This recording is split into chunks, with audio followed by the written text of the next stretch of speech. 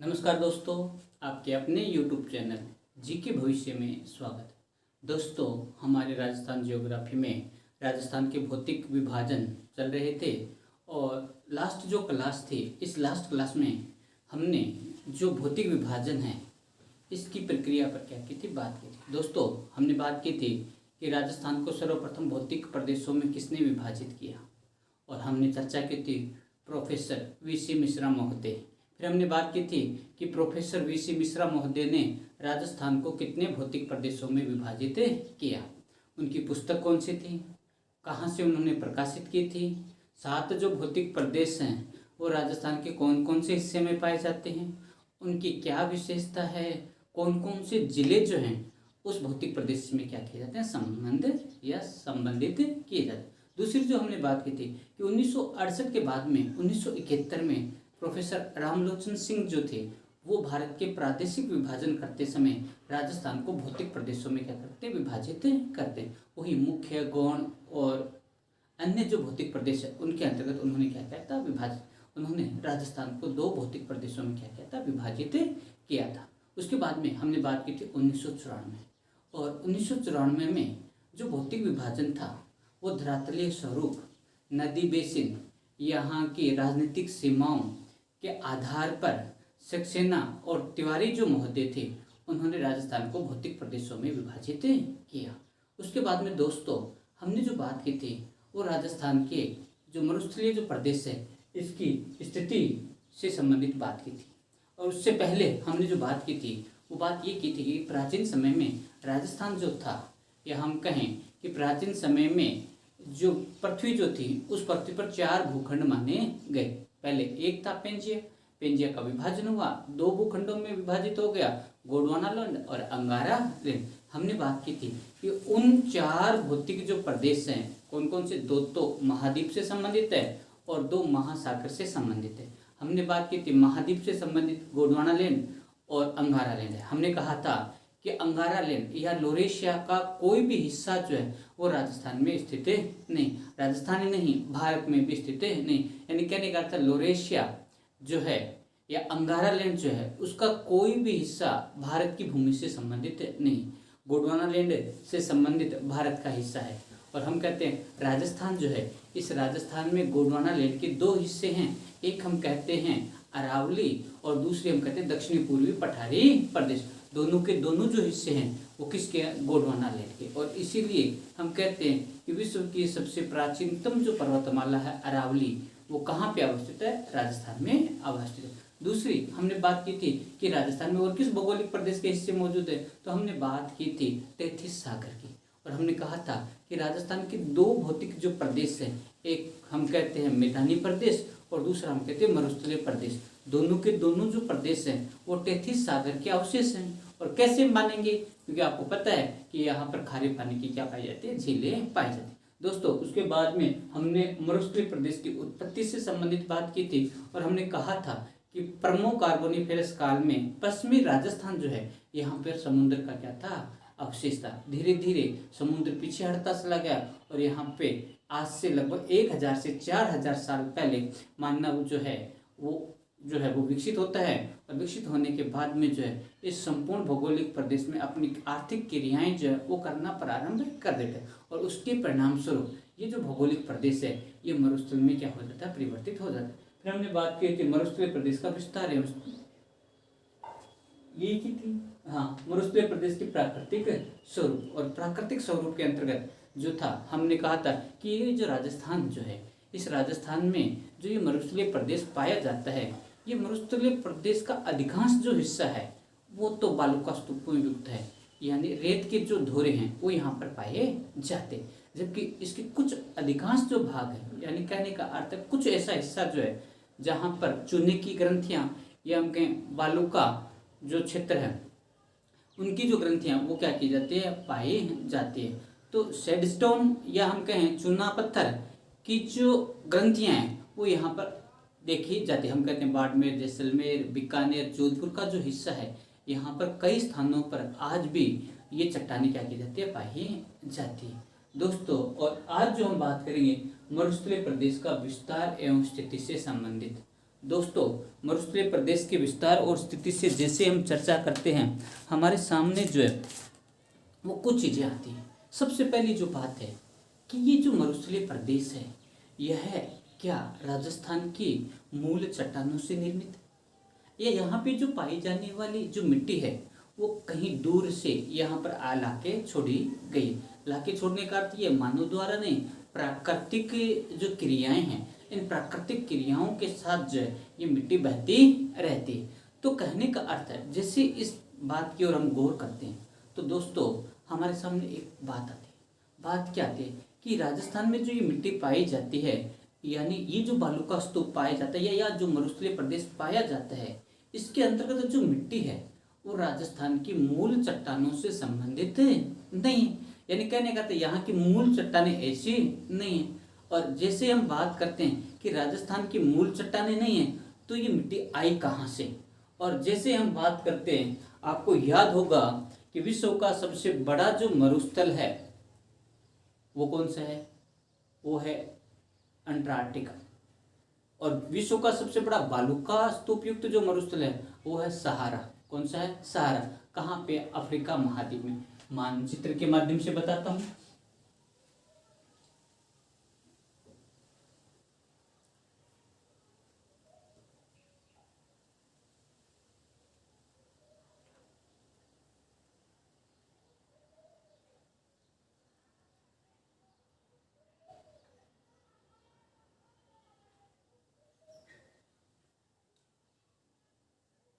दोस्तों, अगर आपको मानचित्र दिख रहा है तो ये जो है ये अफ्रीका महाद्वीप है, ये भारत देश है, और बीच में ये जो हिस्सा है उसे हम बोलते हैं हिंद महासागर। कौन सा बोलते हैं? हिंद महासागर। दोस्तों, यहाँ पे विश्व का जो सबसे बड़ा बालू का मरुस्थल है उसे हम बोलते हैं सहारा मरुस्थल। और सहारा मरुस्थल की जो मिट्टी है, ये मिट्टी जो है वो अपने इस राजस्थान में क्या की जाती है? पाई जाती है। यानी ये जो मरुस्थलीय प्रदेश है, इस मरुस्थलीय प्रदेश के अंतर्गत जो मिट्टी है वो कहाँ पे पाई जाती है? वो अपने पश्चिमी राजस्थान में पाई जाती है। दोस्तों, वायु के साथ ये जो मिट्टी है, ध्यान से समझना मानचित्र में, जब सहारा मरुस्थल से हवाएं चलती हैं, ये हवाएं क्या करती है? अपने साथ बालू का मिट्टी लाती है। क्या लाते हैं? अपने साथ बालू का मिट्टी लाते हैं। और ये जो बालू मिट्टी है, ये अरब कंट्री में मिट्टी छोड़ते हुए ये मिट्टी कहाँ पे पहुँच जाती है? राजस्थान में पहुँच जाती है। या हम कहें कि सहारा मरुस्थल का पूर्वी जो विस्तार है वो कौन सा है? पश्चिमी मरुस्थलीय प्रदेश है। कौन सा है? पश्चिमी मरुस्थलीय प्रदेश है। ध्यान से मानचित्र में देखना, जब सहारा मिट्टी से हवाएं चलती है, ये हवाएं अपने साथ बालू लाती है, और ये जो बालू मिट्टी है ये Arab country, Iran, Iraq, Saudi अरब, यहाँ पे बिछाते हुए पाकिस्तान होते हुए ये राजस्थान में आकर क्या हो जाती है? समाप्त। राजस्थान में क्यों होती है? और इसका सबसे बड़ा उदाहरण आप सबके सामने दिखाई दे रहा है कि यहाँ पे क्या है? अरावली। और अरावली क्या करती है? इन हवाओं को रोकती है। और जैसे हवाएं रुकती हैं, उनकी गति मंद होने के कारण हवाओं द्वारा जो लाए गए बालू के कण वो उनका क्या होता है? जमाव होने लगता है। इसलिए हम कहते हैं, बहुत ही इंपॉर्टेंट प्रश्न बनता है कि राजस्थान का जो मरुस्थल है ये किसका अग्रिम विस्तारित रूप है? तो हम बात करते हैं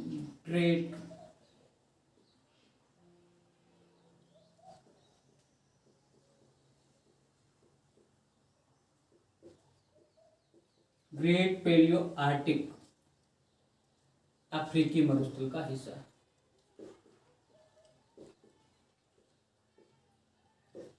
ग्रेट पैलियो आर्टिक अफ्रीकी मरुस्थल का अग्रिम पूर्वी जो विस्तार है वो कौन सा है? पश्चिमी भारत का मरुस्थल, या हम कहते हैं थार का मरुस्थल है। कौन सा मरुस्थल है? थार का मरुस्थल कह दो, या पश्चिमी मरुस्थलीय प्रदेश है। सीधी सी बात है, मिट्टी कहाँ से आती है? अफ्रीका महाद्वीप से, अरब देश से होते हुए, पाकिस्तान होते हुए ये मिट्टी राजस्थान, गुजरात, पंजाब, हरियाणा तक क्या है? विस्तृत है। इसे हम बोलते हैं पश्चिमी मरुस्थलीय प्रदेश। पहली बात तो ये दोस्तों, बहुत बार ये कंपटीशन एग्जाम में पूछा गया। दूसरी, हमने लास्ट जो क्लास थी उसमें मरुस्थल की परिभाषा बात की। हम कहते हैं कि मरुस्थल किससे कहते हैं, और मैंने आपको बताया था कि मरुस्थल का अर्थ होता है ऐसा भौगोलिक क्षेत्र जहाँ पे 25 सेंटीमीटर से कम वर्षा होती है और वनस्पति का अभाव होता है, उसे हम क्या कहते हैं? मरुस्थल कहते हैं। दोस्तों, वर्षा से संबंधित ही बात, अगर वर्षा ज़्यादा होगी तो वहाँ पे मरुस्थल का निर्माण नहीं कर। अब मैं यहाँ पे आपको कह देता हूँ कि फॉर एग्जाम्पल ये मिट्टी तो आ जाती है और यहाँ पर इकट्ठी हो जाती है, लेकिन अगर यहाँ पे वर्षा ज़्यादा होती तो यहाँ पर क्या मरुस्थल बनता? नहीं बनता। दूसरा, पहले तो हम कहते हैं ग्रेट पैलियो आर्टिक अफ्रीकी मरुस्थल का अग्रिम पूर्वी विस्तारित रूप क्या है? राजस्थान के मरुस्थल का है। दूसरा, हम कहते हैं कि ये जो मानचित्र है, इस मानचित्र में मैंने आपको हिंद महासागर बताया। दोस्तों, आपको पता है कि जैसे ही कहीं पर निम्न वायुदाब बन जाता है तो उच्च वायुदाब से निम्न वायुदाब की ओर क्या चलती है? हवाएं चलती है। और जब भारत के संदर्भ में बात करते हैं, जब ये हवाएं चलती है, आपको पता है उच्च वायुदाब कहाँ पे होगा? जहां पर पानी का विस्तार क्या होगा? ज्यादा हो। तो हम कहते हैं हिंद महासागर से जब हवाएं चलती है तो पूरे भारत में वर्षा करती है, उससे हम बोलते हैं मानसून। क्या बोलते हैं? मानसून। और दोस्तों, आप सबको पता है राजस्थान में जो मानसून है वो अभी तक आया नहीं। हमारे यहाँ पूर्व मानसून की क्या हो रही है? वर्षा हो रही है। तो दोस्तों, गर्मी बहुत ज़्यादा है, इसीलिए क्योंकि हमारे यहाँ गर्मी पड़ेगी, गर्मी पाकर हवा क्या होगा? निम्न वायुदाब का निर्माण करेगी। दोस्तों, तो हम बात करते हैं जब हवाएं चलती हैं, ये वर्षा करती हैं, क्या होते हैं? यहाँ के जो बादल हैं, इन बादलों को अपने साथ ले आते हैं। तो हम कहते हैं ये बादल से जो वर्षा होती है, ये जैसे जैसे दक्षिण से उत्तर की ओर आते हैं, वर्षा की मात्रा कम होने लगती है। हम बात करते हैं भारत के संदर्भ में, दक्षिण से उत्तर की ओर, पूर्व से पश्चिम की ओर आते हैं तो वर्षा की मात्रा कम होने लगती है। और इसी वर्षा की मात्रा जो है, या हम कहते हैं राजस्थान, भारत में जो मानसून आता है उसे बोलते हैं दक्षिणी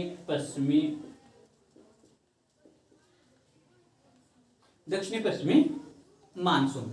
और ये जो दक्षिणी पश्चिमी मानसून जो है, ये दक्षिण से वर्षा कराते हुए जब राजस्थान में प्रवेश करता है तो राजस्थान में प्रवेश करने से पहले ही इसकी जो आर्द्रता है वो क्या हो चुकी होती है? खत्म हो चुकी होती है। इसलिए ये राजस्थान में पर्याप्त मात्रा में वर्षा नहीं करा पाता। तो मैं कहूँ कि भारत में जो मानसून आता है, जिसे हम बोलते हैं दक्षिणी पश्चिमी मानसून, ये राजस्थान में वर्षा नहीं करा पाता और इस कारण से राजस्थान में किसका निर्माण होता है? मरुस्थलीय प्रदेश का निर्माण होता है। तो कहने का अर्थ है दक्षिणी पश्चिमी मानसूनी जो हवाएं हैं वो भी क्या है? मरुस्थल के निर्माण करने में क्या करती है? सहायता प्रदान करती है। दूसरी बात हम कहते हैं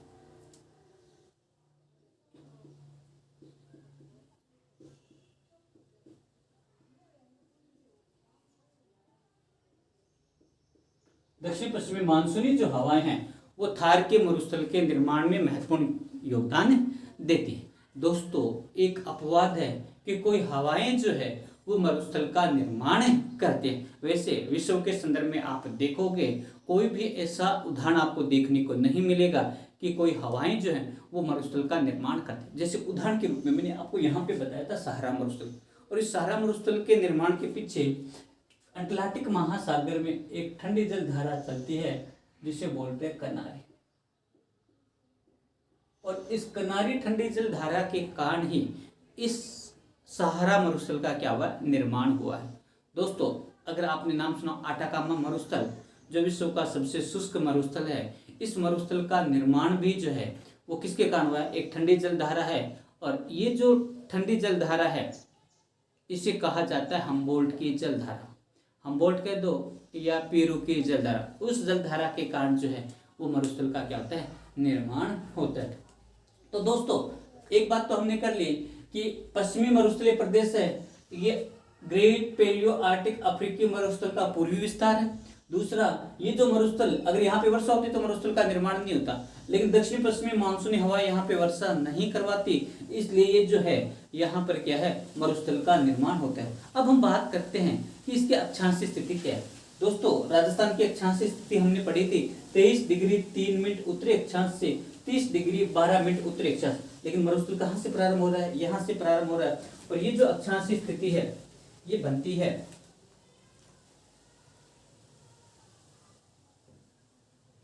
25 डिग्री उत्तरी अक्षांश से यहाँ पे 30 डिग्री उत्तरी अक्षांश के मध्य। यानी कहने का अर्थ ये है, राजस्थान में जो पश्चिमी मरुस्थलीय प्रदेश है, इस पश्चिमी मरुस्थलीय प्रदेश का अक्षांशीय विस्तार कितना है? 25 डिग्री उत्तरी अक्षांश से 30 डिग्री उत्तरी अक्षांश के मध्य राजस्थान में मरुस्थल का विस्तार। जबकि देशांतरीय स्थिति की बात करेंगे तो आपको पता है देशांतरीय जो स्थिति है वो कहां से प्रारंभ होती है, 69 डिग्री 30 मिनट पूर्वी देशांतर से, और इसका जो विस्तार है ये यहां तक है। ये विस्तार जो है मैं यहां पे लिख देता हूं,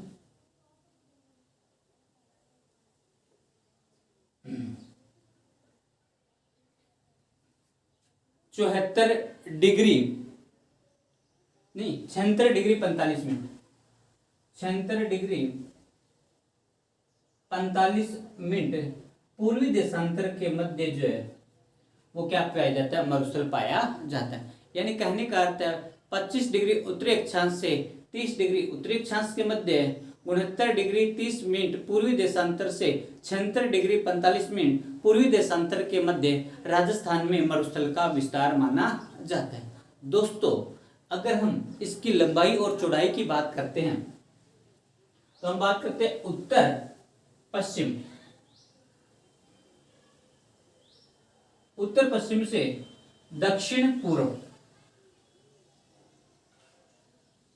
इसकी जो ये चौड़ाई है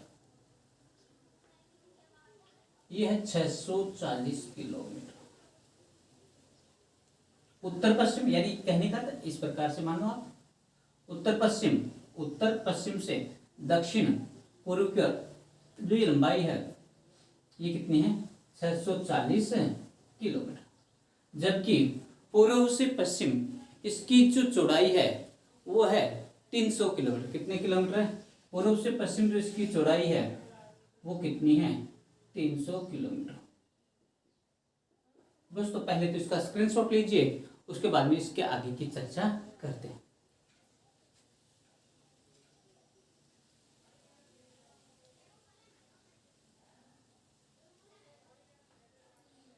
दोस्तों ले लिया होगा स्क्रीनशॉट। अब हम जो बात करते हैं कि ये जो पश्चिमी मरुस्थलीय प्रदेश है ये कितने देशों में विस्तृत है, टॉपिक में विस्तार है तो कितने देशों में विस्तृत है। और जैसे हम विस्तार की बात करेंगे ये जो मरुस्थलीय प्रदेश है ये मुख्य रूप से 2 देशों में विस्तृत है। कितने देशों में विस्तृत है, 2 देशों में विस्तृत है।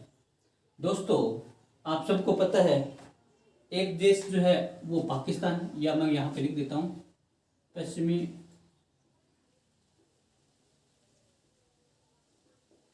मरुस्थलीय प्रदेश कितने देशों में, एक तो हम कहते हैं पाकिस्तान, दूसरा कहते हैं भारत। पाकिस्तान में जो इसका हिस्सा है वो 15% है और भारत में कितना प्रतिशत है, 85%। यानी कहने का अर्थ ये है कि पश्चिमी मरुस्थलीय प्रदेश जो है उसका अधिकांश जो हिस्सा है वो किस देश में है, भारत में है। दोस्तों यहाँ से आरपीएससी व अन्य महत्वपूर्ण कंपटीशन एग्जाम में बहुत बार प्रश्न पूछा गया है कि पश्चिमी मरुस्थलीय प्रदेश का जो विस्तार है वो भारत के कितने राज्यों में है। बहुत बार आया हुआ है, आपको भी याद है, रखना है।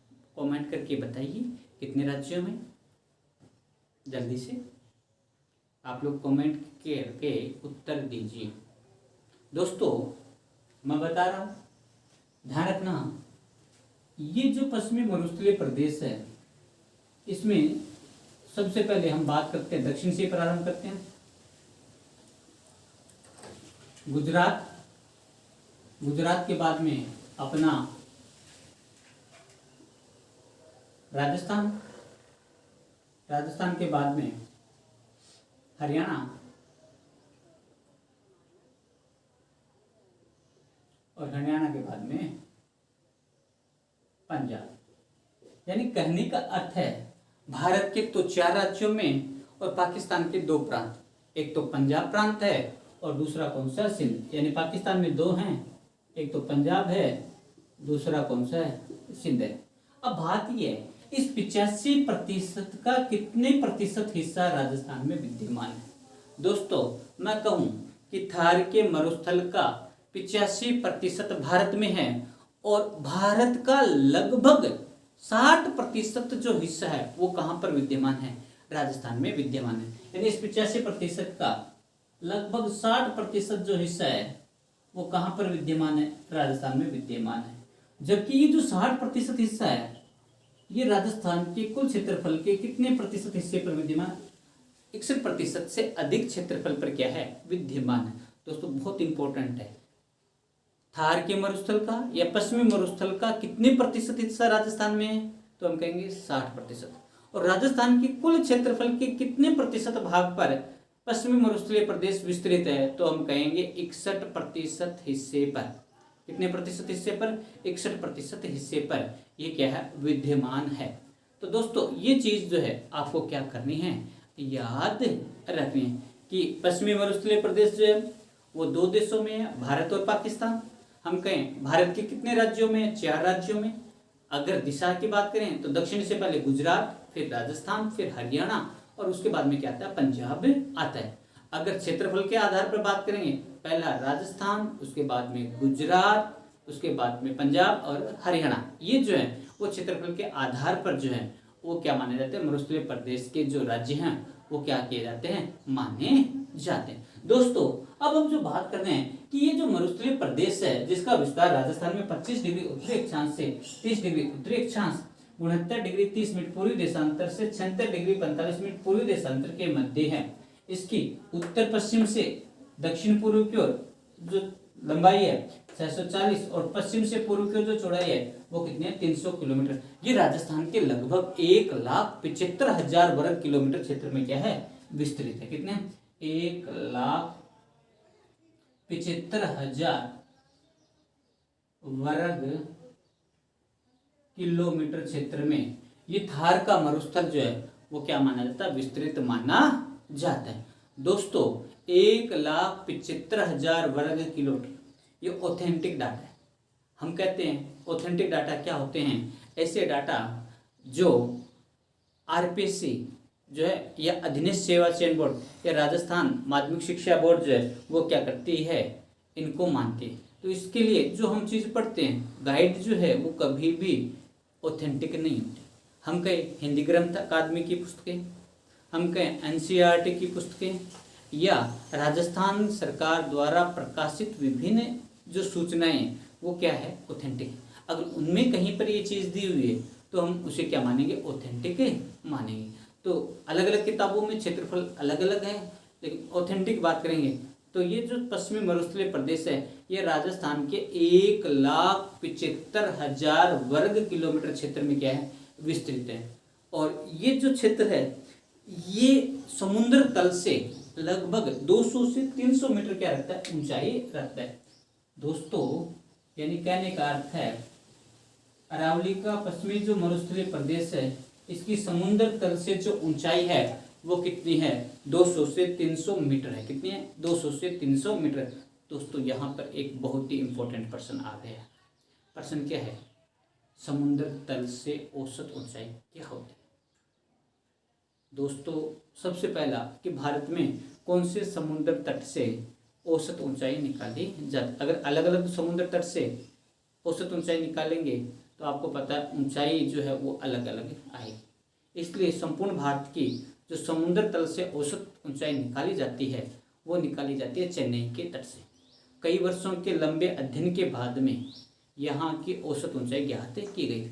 आपको पता है समुद्र में ज्वार भाटा आते हैं और वैज्ञानिकों ने इन ज्वार भाटाओं का अध्ययन करके इनकी अधिकतम और निम्नतम जो ज्वार भाटा उत्पन्न हुए थे उनका औसत लेकर जो भी औसत आया था उसे शून्य मान लिया और वो जो है वो भारत का औसत समुद्र तल माना जाता है। और उसी औसत समुद्र तल से भारत के विभिन्न क्षेत्र की जो पीक है, चोटियां हैं, जो समुद्र तल से ऊंचाई है वो क्या की जाती है? ज्ञात की जाती है। दोस्तों इसका स्क्रीनशॉट लीजिए, फिर आगे पर हम क्या करते हैं? चर्चा करते हैं।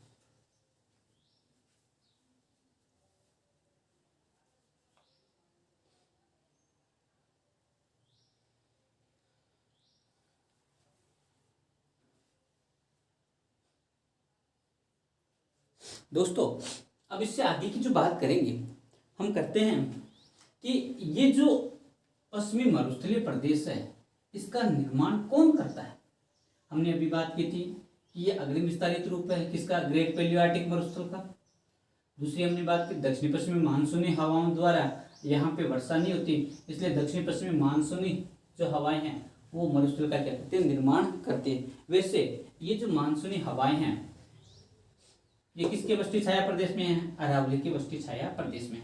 तो और अरावली क्या करती है, इस मानसून इधर से जो भी मानसून आता है उसे रोककर यहाँ पर क्या करती है, वर्षा करवाती है। इसीलिए अरावली के पूर्वी भाग में वर्षा क्या होती है, ज्यादा होती है। और ये जो अरावली है यहाँ पर जो वर्षा होती है वो भारत की महान जल विभाजक रेखा मानी जाती है। जल विभाजक रेखा का अर्थ ये होता है कि एक ऐसी लाइन जिसके इधर फॉर एग्जाम्पल ये भारत की महान जल, अगर इसमें यहाँ पर बारिश हुई है तो उसका पानी कहाँ पे जाएगा, वो जाएगा बंगाल की खाड़ी में। अगर इसके इस पर्वतमाला के पश्चिमी भाग में वर्षा हुई है उसका पानी कहाँ पे जाएगा, अरब सागर में जाएगा।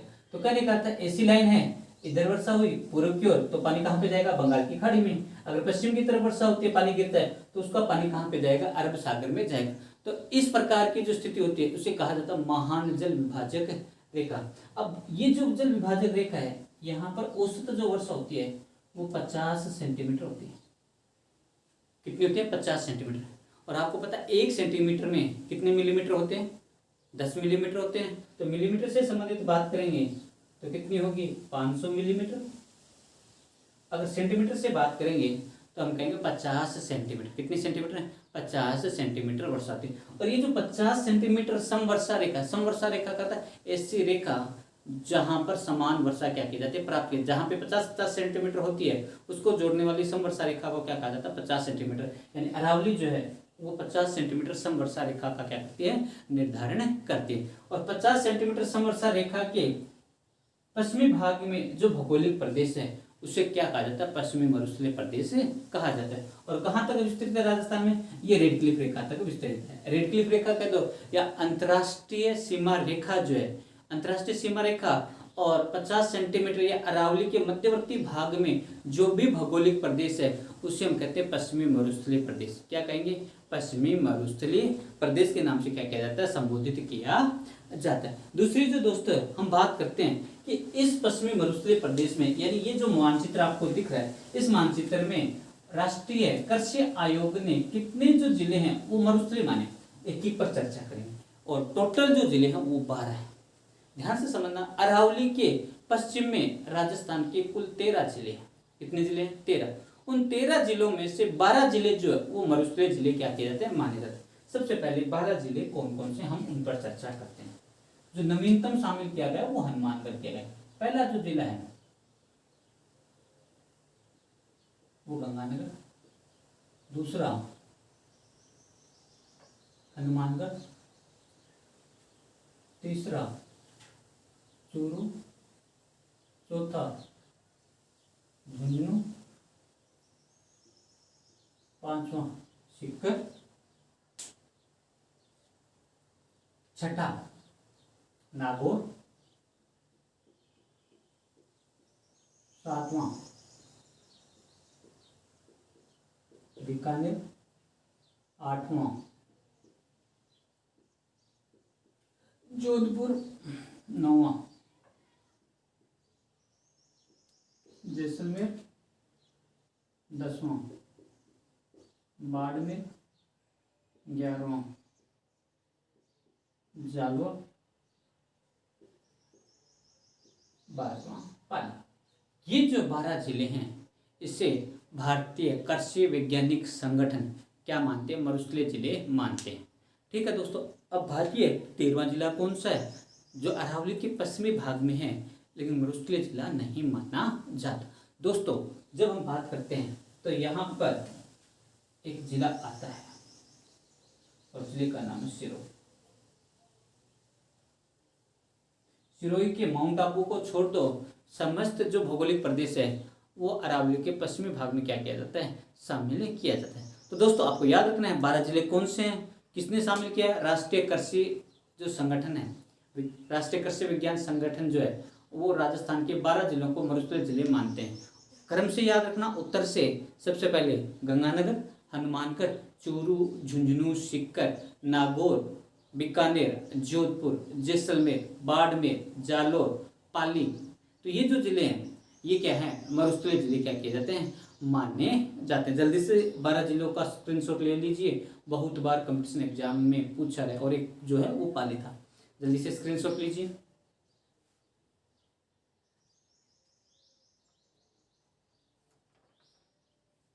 अब हम बात करते हैं कि ये जो पश्चिमी मरुस्थलीय प्रदेश जो है इसका ढाल किधर है। अगर ढाल की बात करेंगे तो आपको पता है एक नदी याद रखना, लूनी नदी। पश्चिमी मरुस्थलीय प्रदेश की सबसे लंबी नदी या सबसे महत्वपूर्ण जो नदी है वो कौन सी है, लूनी नदी। कहाँ से निकलती है, अजमेर के नाग पहाड़ से निकलती है। चर्चा करेंगे अपवाह तंत्र जब पढ़ेंगे कि किस किस नाम से जाने जाते हैं, क्या क्या प्रमुख विशेषता, लेकिन अभी जो याद है लूनी नदी नाग पहाड़ से निकलती है और फिर किधर बहती है, इधर बहती है, यानी पूर्व से निकलती है पश्चिम की ओर, फिर पश्चिम से इस प्रकार से दक्षिण की ओर बहती है, इस प्रकार से ऐसे, फिर ऐसे बहती है। तो ये जो दिशा ये पूर्व, हम कहें पूर्व से पश्चिम और उत्तर से दक्षिण की ओर, इसका क्या माना जाता है, ढाल माना जाता है। ध्यान, उस नदी को ध्यान रखना, पूर्व से किधर बहती है, पश्चिम की ओर, और पश्चिम से किधर बहती है, यानी उत्तर से किधर बहती है, दक्षिण की ओर। इस भौगोलिक प्रदेश का क्या पाया जाता है, ढाल पाया जाता है। और इसीलिए अधिकांश जो नदियाँ वो पहले पूर्व से पश्चिम की ओर बहेंगी, फिर उत्तर से दक्षिण की ओर क्या होती हैं, प्रवाहित होती हैं। दोस्तों ये तो हो गया राजस्थान का पश्चिमी मरुस्थलीय प्रदेश की भौगोलिक स्थिति, अक्षांश देशांतर, विस्तार, ढाल, कौन कौन से जिले राष्ट्रीय कृषि विज्ञान संगठन ने इसमें शामिल किया।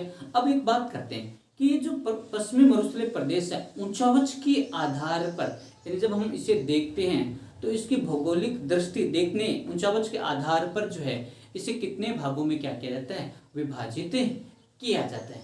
दोस्तों जैसे ही इस पर चर्चा करते हैं, हमें पश्चिमी मरुस्थलीय प्रदेश में अनेक भौगोलिक दशाएं पाई जाती है। यानी कहाँ पे तो बालू पाई जाती है, कहाँ पे चट्टान पाई जाती है, कहीं पर जो है बालू और चट्टान या हम कहें कंकड़ पत्थर और मिट्टी मिश्रित रूप में क्या की जाती है, पाई जाती है। और उस भौगोलिक दृष्टि के आधार पे ही इसे मुख्य रूप से जो है वो 4 भागों में क्या किया जाता है, विभाजित किया जाता है। और जो 4 भाग हैं उनमें सबसे पहला जो हम बात करते हैं महान मरुस्थल।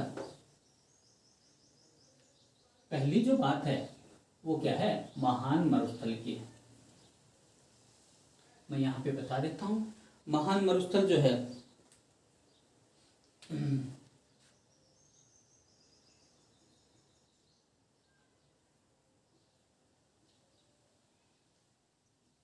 और इस महान मरुस्थल को ही इर्ग कहा जाता है। क्या कहा जाता है, इर्ग कहा जाता है। यानी कहने का अर्थ ये है कि अंतर्राष्ट्रीय सीमा के समानांतर, हम कहें बाड़मेर से लिखते हैं, अंतर्राष्ट्रीय सीमा के समानांतर बीकानेर तक विस्तृत जो भौगोलिक प्रदेश है इसे क्या कहा जाता है, महान मरुस्थल कहा जाता है। और इस महान मरुस्थल में बालू के जो कण हैं वो क्या किए जाते हैं, पाए जाते हैं। यानी कहने का अर्थ ये है बालू के कण पाए जाते हैं। अगर इसी प्रकार की विशेषता स्थारा मरुस्थल में होगी तो उसे वहां पर क्या कहा जाता है, इर्ग कहा जाता है। क्या कहा जाता है, इर्ग कहा जाता है। तो कहने का अर्थ है इर्ग क्या है, बालू का स्तूप युक्त मरुस्थलीय प्रदेश है। कहां से कहां तक विस्तृत है, अंतर्राष्ट्रीय सीमा के समानांतर, यानी रेडक्लिफ जो रेखा है इस रेडक्लिफ रेखा के समानांतर जो बालू का स्तूप पाए जाते हैं उसे क्या कहा जाता है, इर्ग कहा जाता है। दूसरा हम बात करते हैं चट्टानी मरुस्थल।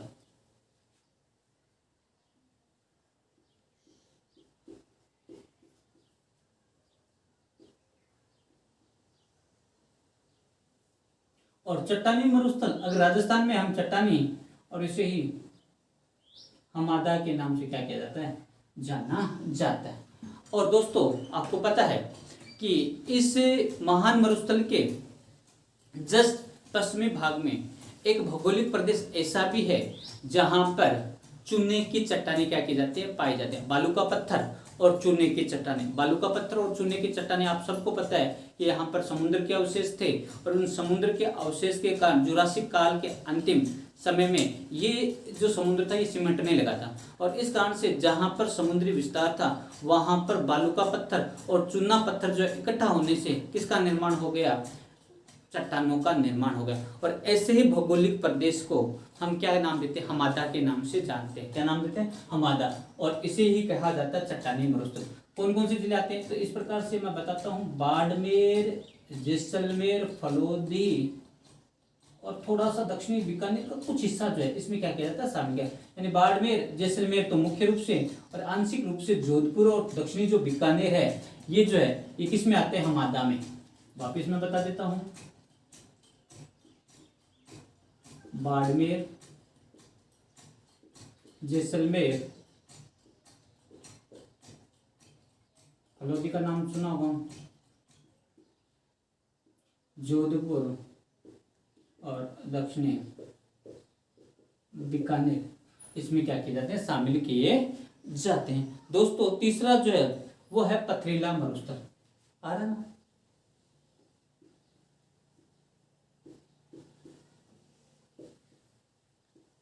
पथरीला मरुस्थल और पथरीले मरुस्थल को कहा जाता है अर्थ, यानी कहने का अर्थ है पथरीला मरुस्थल का दो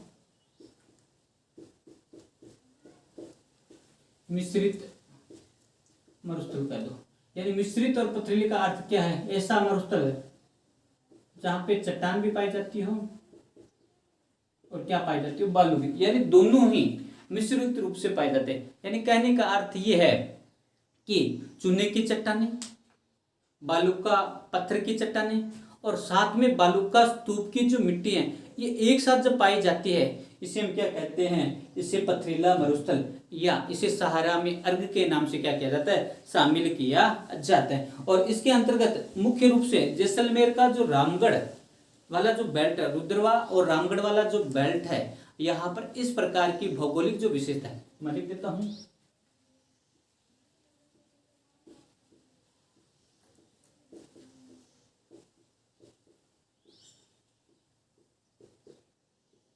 रुद्रवा। यहाँ पर जो है ये बालू की मिट्टी और चूने की जो चट्टानें हैं वो सामूहिक रूप से क्या की जाती है, पाई जाती है। और चौथा जो बनता है वो बनता है लघु मरुस्थल। कौन सा बनता है, लघु मरुस्थल।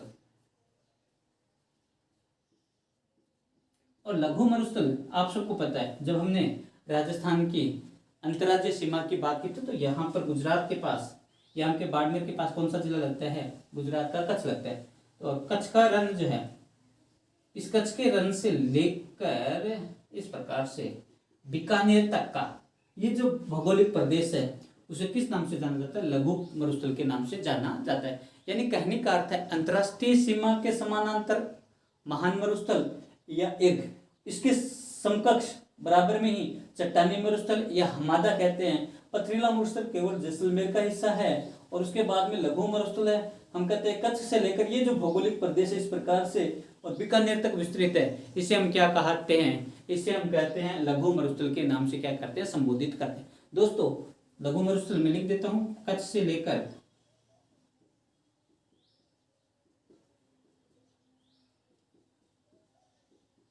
बीकानेर तक विस्तृत जो मरुस्थल है उसे क्या कहा जाता है, उसे लघु मरुस्थल के नाम से क्या किया जाता है, संबोधित किया जाता है। दोस्तों शॉर्टली अगर आप चाहो तो किसी मानचित्र के माध्यम से देखना चाहो तो आप देख सकते हो, क्योंकि मानचित्र के माध्यम से अगर आप ध्यान से समझ लोगे तो कभी भी गलत नहीं करोगे।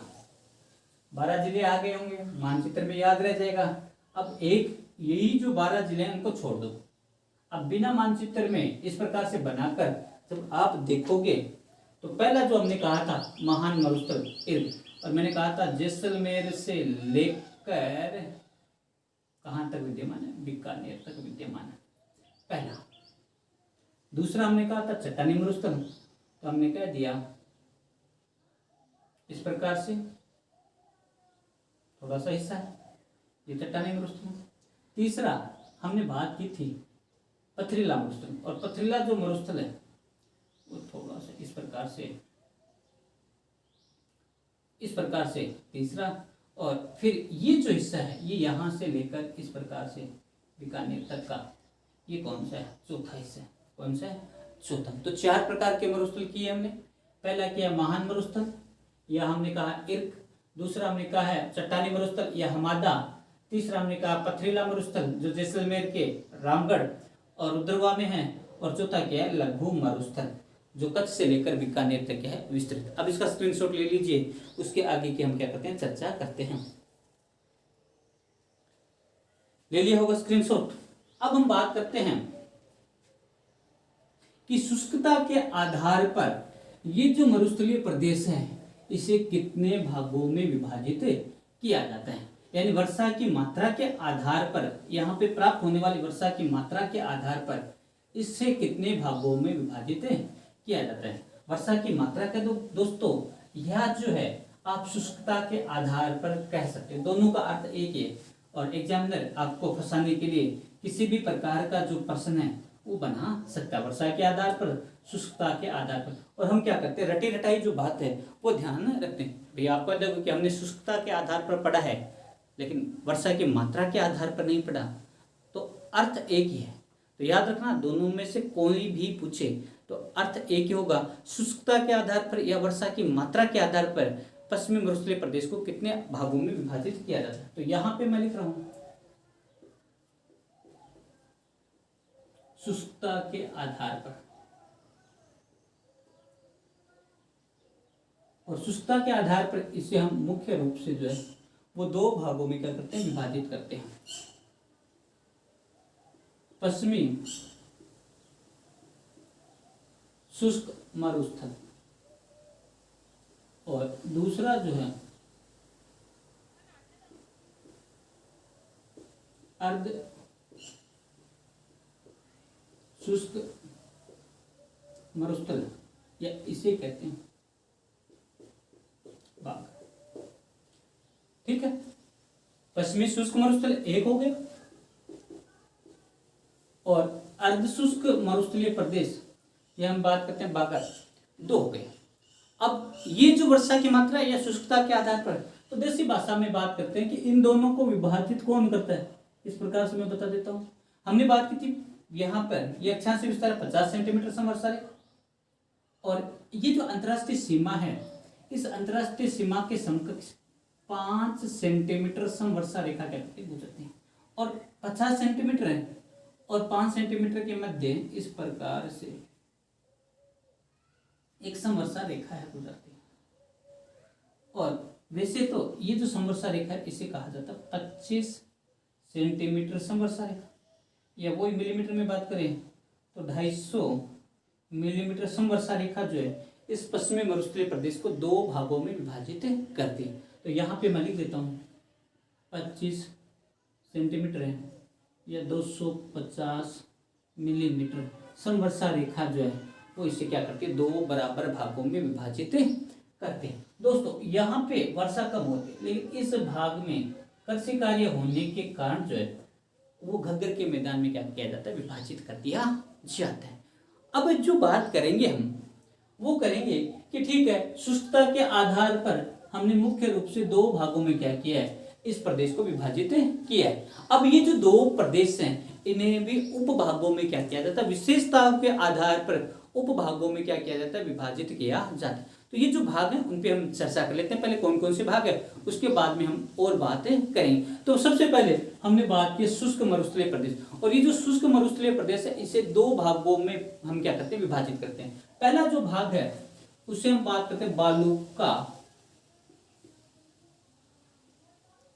बालुका स्तूप युक्त प्रदेश, यानी कहने का था ऐसा भौगोलिक प्रदेश जहां पर बालू मिट्टी का विस्तार पाया जाता है। हम बात करते हैं टीले, हम बात करते हैं धोरे, हम बात करते हैं बरखान, जहां पर पाया जाता है उसे हम क्या कहते हैं, बालू का स्तूप युक्त भौगोलिक प्रदेश। दूसरा, अगर एक को बालू का युक्त का है, दूसरा हमने अभी बात की है जैसलमेर, बाड़मेर, थोड़ा जोधपुर का हिस्सा जहाँ पे बालू का मिट्टी नहीं पाई जाती है, वहाँ पे चूने की चट्टानें पाई जाती हैं। वहाँ पे जो है चूने की जो चट्टानें हैं ये हम बालू का स्तूप के अलावा जो भौगोलिक प्रदेश है उसकी जो बात करते हैं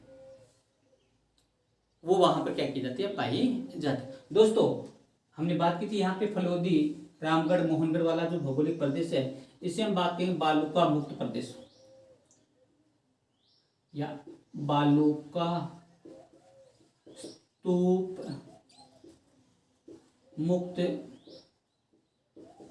प्रदेश। दोस्तों यानी शुष्क मरुस्थलीय प्रदेश को कितने भागों में विभाजित किया? 2 भागों में क्या किया? विभाजित किया। दूसरी जो है उसे हम बोलते हैं अर्धशुष्क मरुस्थलीय प्रदेश। और अर्धशुष्क मरुस्थलीय प्रदेश या बागर प्रदेश को हम कितने भौगोलिक प्रदेश में विभाजित करते हैं? 4। और यहाँ पे मैं बता देता हूँ, पहला जो प्रदेश है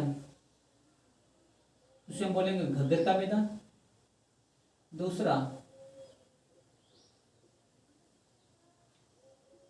शेखावाटी प्रदेश या अंतः प्रवाही क्षेत्र। तीसरा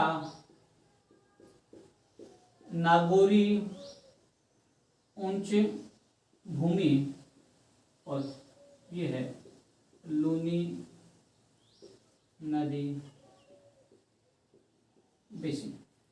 यानी अर्धशुष्क मरुस्थलीय प्रदेश जो है इसे भौगोलिक विशेषता के आधार पर हम जो है वो 4 भागों में विभाजित करते हैं। सबसे उत्तर में घग्गर का मैदान, घग्गर के मैदान के दक्षिण में शेखावाटी क्षेत्र या अंतःप्रवाही क्षेत्र, उसके बाद में नागौरी उच्च भूमि और नागौरी उच्च भूमि के बाद में लूनी नदी बेसिन। तो दोस्तों ये पश्चिमी मरुस्थलीय प्रदेश जो है इसके हमने सूक्ष्म विभाग किए हैं और इन सूक्ष्म भागों से बहुत प्रश्न आते हैं। यानी कहने का अर्थ है अगर कंपटीशन एग्जाम में जाते हो तो यहीं से जो है वो प्रश्न बनाए जाते हैं कि इनकी भौगोलिक विशेषता क्या है। अब हम बात करें शुष्क मरुस्थलीय प्रदेश तो यहाँ की भौगोलिक विशेषता टीले हैं और टीलों को मंकी महोदय ने अनेक भागों में क्या किया? विभाजित किया। हम विस्तार से चर्चा करेंगे। दोस्तों कोशिश यही रहेगी कि आप अगर इस वीडियो को ध्यानपूर्वक देखोगे तो किसी भी कंपटीशन एग्जाम में बैठ जाओ, आपका प्रश्न जो है इस वीडियो से बाहर नहीं पड़ेगा, ये मेरी गारंटी है। दोस्तों आज की क्लास में इतना ही। नेक्स्ट जो क्लास है उसमें हम जो है शुष्क मरुस्थलीय प्रदेश के जो 2 भौगोलिक प्रदेश हैं यानी 2 उप भौगोलिक प्रदेश है उन पर विस्तार से क्या करेंगे? चर्चा करेंगे। तो आज की क्लास में दोस्तों इतना ही। जय हिंद, जय भारत।